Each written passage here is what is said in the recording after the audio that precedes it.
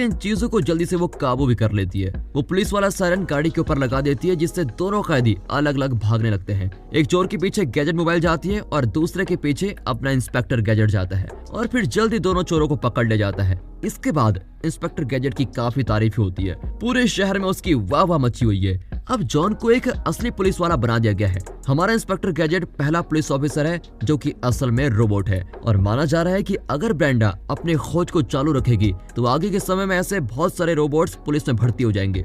यहाँ स्कॉलेक्स को inspector gadget के बारे में सब कुछ पता चल गया है और वो इनकी होने वाली पार्टी को अब खराब करना चाहता है। अब रात को उसकी पार्टी के लिए जॉन को उसकी भतीजी तैयार करती है। तभी पैनी का ध्यान इस बात पर जाता है कि जॉन ब्रेंडा को पसंद करता है और वो इस बारे में जॉन से पूछ लेती है, जिसके जवाब में जॉन बोलता है, हाँ तुम बिल्कुल सही बोल रही हो, मुझे ब्रेंडा पसंद है। अब पैनी जॉन को बोलती है, आपको ब्रेंडा के सामने बिल्कुल वैसे ही बन के रहना है जैसे आप असल में हो। अब पार्टी के दौरान ब्रेंडा आती है और इंस्पेक्टर गैजेट से पूछती है, क्या तुम मेरे साथ डांस करोगे? दोनों मिलकर अच्छा डांस करते हैं, लेकिन जल्दी वहाँ पर स्कॉलेक्स आ जाता है और ब्रेंडा के साथ डांस करने के लिए पूछता है। अब स्कॉलेक्स ब्रेंडा को बोलता है, तुम्हें पता है मैं हार्वर्ड यूनिवर्सिटी में पढ़ाई करके आया हूँ। और ये बात सुनकर ब्रेंडा बड़ी खुश होती है क्योंकि ब्रेंडा भी उसी कॉलेज में पढ़ती थी। इन दोनों की बातचीत सुनने के लिए इंस्पेक्टर गैजेट अपना अलग होने वाला कान ब्रेंडा के पास में चिपका देता है, लेकिन ऐसा करना उसके ऊपर ही भारी पड़ जाता है। जब जॉन ब्रेंडा से वापस मिलने आता है तो वो देखता है कि ब्रेंडा कुछ ज्यादा ही खुश है। स्कॉलेक्स ने ब्रेंडा को अपने यहाँ एक अच्छी नौकरी देने का वादा किया है, लेकिन इस नौकरी के लिए ब्रेंडा को अपनी खोज से दूर जाना पड़ेगा। हमारा इंस्पेक्टर गैजेट इस बात को लेकर बहुत दुखी होता है। तभी वहाँ मेयर आती है। वो सभी पुलिस वालों के साथ फोटो खिंचवाने के लिए जॉन को अपने साथ लेके जाती है। मौका देखते ही जॉन क्विम्बी से पूछता है, क्या आपके पास कोई ऐसा केस है जिसके ऊपर मैं काम कर सकता हूँ? लेकिन बेचारे को छोटे मोटे बच्चों वाले काम दिए जा रहे होते हैं, जैसे कि बिल्ली को बचाना वगैरह वगैरह। इसलिए वो पुलिस चीफ के पास जाता है और शिकायत करता है कि मेरा अच्छे से इस्तेमाल नहीं किया जा रहा है। इसके जवाब में चीफ बोलता है, तुम एक असली पुलिस वाले थोड़ी ना हो, तुम्हें तो छोटे छोटे केसेस ही मिलेंगे। क्विम्बी इस बात से घबराया हुआ है कि पुलिस में काम करने वाले इंसानों को हटाकर कहीं रोबोट्स को काम पर न रख दिया जाए, इसलिए क्विम्बी जॉन को वहां से भेज देता है। लेकिन हमारा जॉन इतनी जल्दी हार नहीं मानता। उसने खुद ही सब कुछ ठीक करने का सोच लिया है। वो ब्रेंडा के पापा आर्टेमिस की हत्या वाली फाइल को ढूंढ लेता है।